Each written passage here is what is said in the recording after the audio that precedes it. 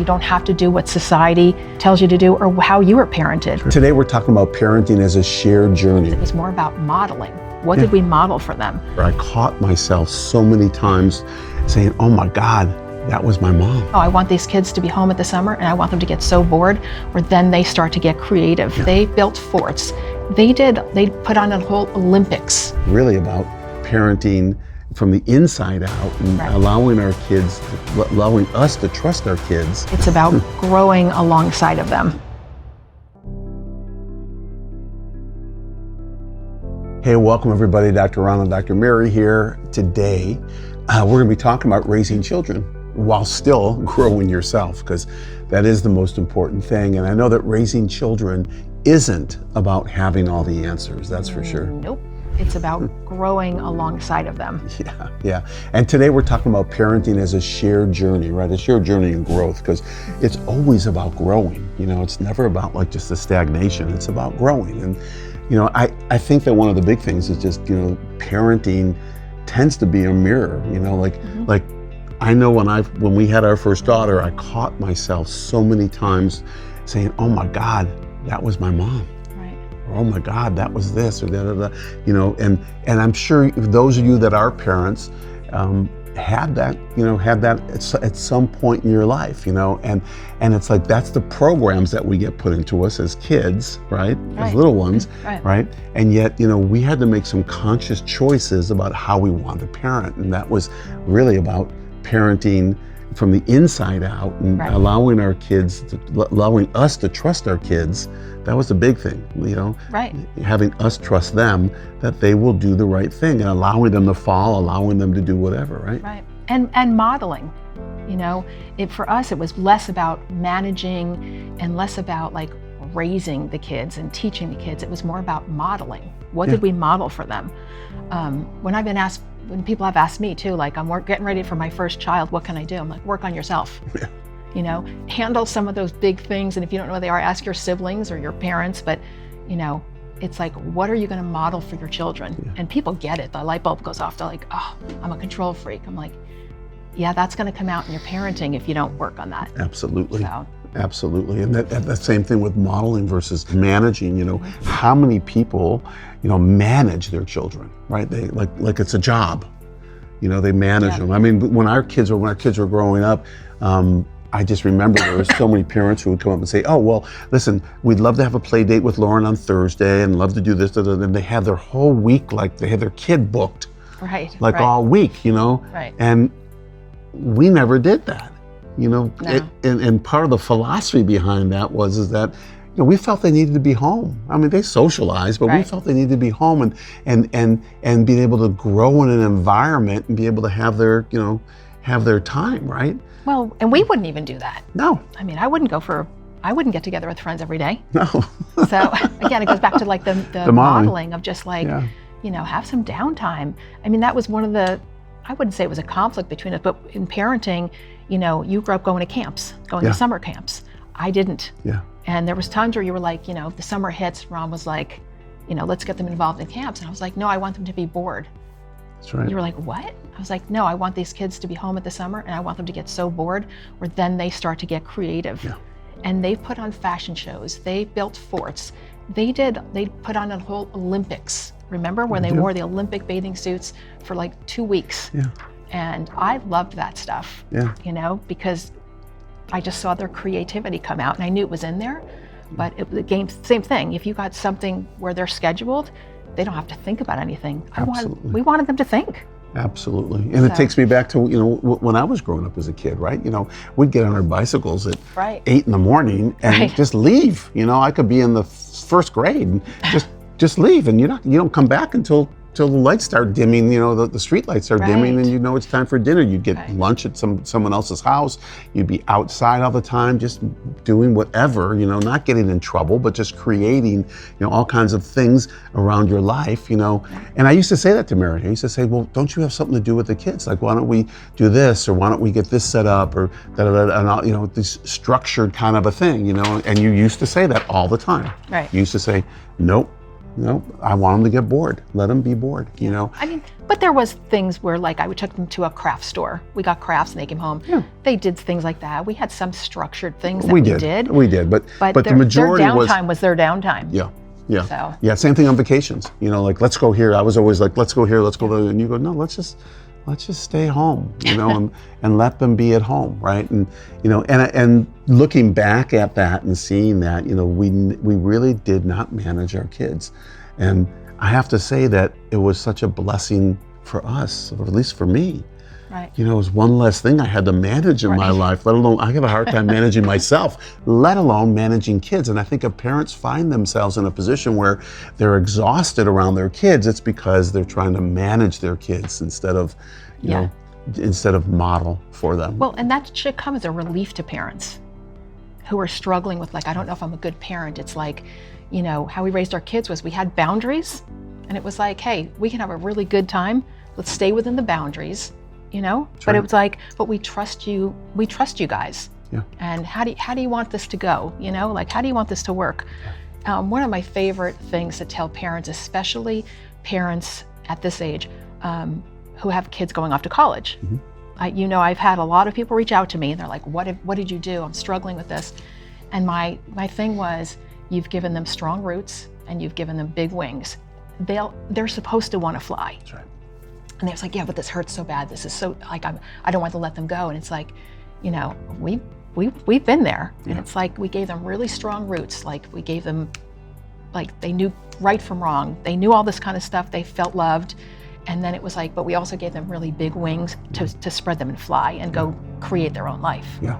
Yeah. Yeah. And when you look at the wings and you look at the roots, you know, it's still difficult. I mean, I remember dropping Lauren off at college, you know, and we were flying back. All of us were there, Lauren and her two sisters, and we dropped her off at school. I swear to God, everybody on that flight coming back from Tucson, Arizona to San Diego, all the women had big dark sunglasses on, including you. They were just crying. Their eyes were just probably so puffed out, you know, leaving their child for the first time kind of deal, you know, and the husbands were trying to hold it all together, you know. And but also high-fiving. Yeah. But also a lot of high fives. a little bit, yeah, absolutely. But it's just interesting, you know, because that part of it, you know, is that we have to trust our kids. If you did a good job parenting, by the way, by the time they go to college, there ain't much you're going to be able to do for them. You know, if you didn't do a good job and you got to still manage them, then you need to go figure out what to do, because let your kid alone. It's the best thing you'll probably do. But when you allow them to just kind of be and let them come to you and let them learn, I think that's the most important thing in all aspects. That could be when they're 10, 12, 14, you know, it doesn't matter. An interesting story was with our second daughter, right? She got her license, and she happened to have a little bit of an issue with time management, because in the state of California where they were raised, they couldn't be a kid in their first, 6 months or whatever it was of their driver's license. Provisional license, I Yeah, think? they get a license, but they can't be on the road from 11 o'clock at night, after 11 o'clock at night till 4 in the morning, unless they've got a job or a reason or whatever, and then they have a note for that, whatever. So she knew that. So she had to be home by 11 o'clock, right? And we never set curfews for our kids, never did anything like that, but that had to be, because that was just the law, is what it was, and she knew that. So she came in late, a couple times, and we finally had to have the talk and said, Morgan, listen, it's just like, you just can't do this. I mean, this is the rules. This is how society works, right? And it's what boundaries. Boundaries is what you have to go through. So I don't know, you set it up. Well, what happens if you're late again, And so she set it up. She said, okay, good. If I'm late again, then you guys take my car. Take my keys for whatever period of time, right? And for a week. Was it? I think it was 2 weeks. No, she said a week. I was hoping she was going to say like 3 days, because I needed her as an extra driver. Well, that wasn't the case. So here's what happened. Yeah, you're right. So she came home one night. It was 11:15 or 11:20, whatever. And I saw her walk in. She walked right up to me, just went like this, gave me her keys, and then continued walking. And it was like, she just knew it. I mean, she came in knowing it. She was responsible. That's the thing, though. That was the cool piece, you know. She totally took responsibility. She knew it. She wasn't mad at me.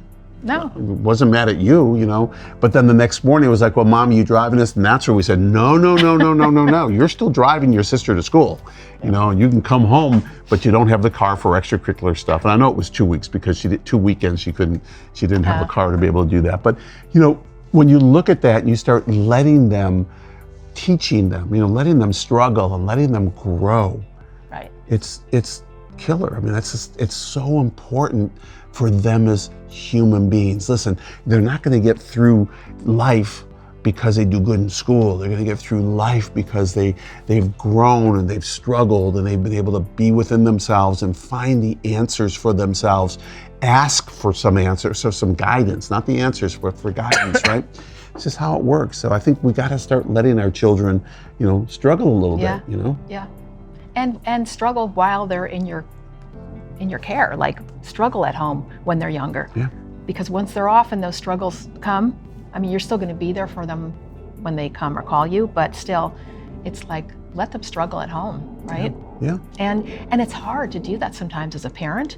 And that's the other thing too about parenting, is like, it's an evolution for us. That's right. I was a very, very different parent that first year than I was at year 6, because I grew as a person, and I saw like just where I'm not perfect or where I've made mistakes. So it gave me a different insight into the kids too.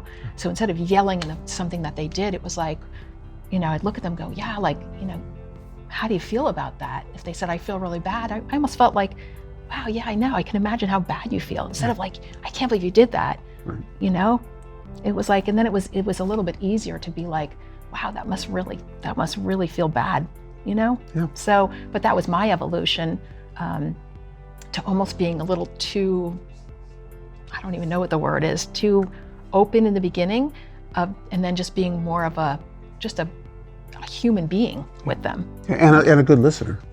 Yeah, You know, well, that's the key, I felt like, to raising 3 daughters, was just being quiet and listening. Yep. They'll tell you the stories, they'll tell you what they're struggling, but not if you're talking all the time. That's right. And telling them what to do and telling them who to be, but just to sit down and listen. Yeah. That's where I got most of my greatest information that I would go back and tell you. I was on a need-to-know basis, you know, but Still are. But that's the managing piece, you know, and I think that's so important when we start looking at how we raise our kids and what we do with our kids and where we want them to go, because we have to grow as parents, we have to grow as people, you know, and as we grow, you know, and as we evolve, our kids will do the same thing. It's just how it works, you know. Yep. So, I don't know, you know, there's a lot we can do, and Dr. Mary's gonna be doing a ton of stuff on parenting and even parenting adult children, which is a major thing, you know. I mean, when I say adult children who are married, children who are, you know, in their 40s, 50s, you're always, if your parents are alive, you're always still a child, you know, to somebody, right? And it's a very interesting topic, and when we start talking about parenting, just take a look on the inside, you know, of what you want for your kids. And I know you want the best, right? Everyone wants the best for their kids, you know, but how do you grow and how do you parent from the inside? Not what everybody else is doing on the outside, right? Not all the play dates, and that I don't even know what they do these days because we haven't had young kids for a while, but more about the inside. And as you start seeing, you know, where your growth is and watching your kids and the reflections from your kids coming to you, it's freaking amazing, you know. Yeah. And I think what, to your point, is like when you're parenting from the inside out instead of the outside in, to me the outside is pretty much society.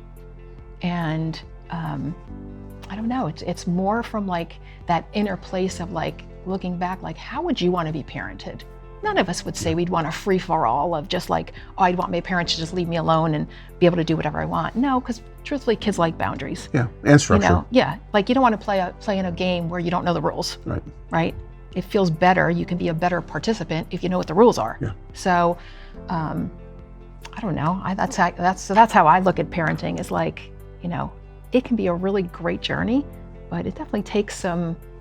It takes some thought. It takes a thought process of like, how do you want this to work? How do you want this to go? So, I don't know. And it takes feeling, you know. Yeah. It takes that feeling of, because you can't think your way through it. you've got to feel your way through it. Right. You know, you have to be able to know, you know, what feels right and what you'd like to see, but you can't even dictate what your kids are going to do because they're going to do what they're going to do. You know, it's really about letting go of control and, you know, modeling however you want to model, and what they pick up will be perfect, and what they don't pick up is perfect also, right? Right. Just what's there. But I will tell you this, like, you know, my you know, our two oldest have children, and watching them parent for me, I don't know if you see this or not, but watching them parent their kids, I just sit back and go, oh my God, that's not exactly, but that's how they were parented, you know, by their mom. You know, and it's amazing to see that. I don't know if you see it or not, because I don't see it. Yeah, it's amazing to see that. Like, I'm going like, what did they do? Take notes when they were a year and a half old? Like, you know, I'm going to do this and that.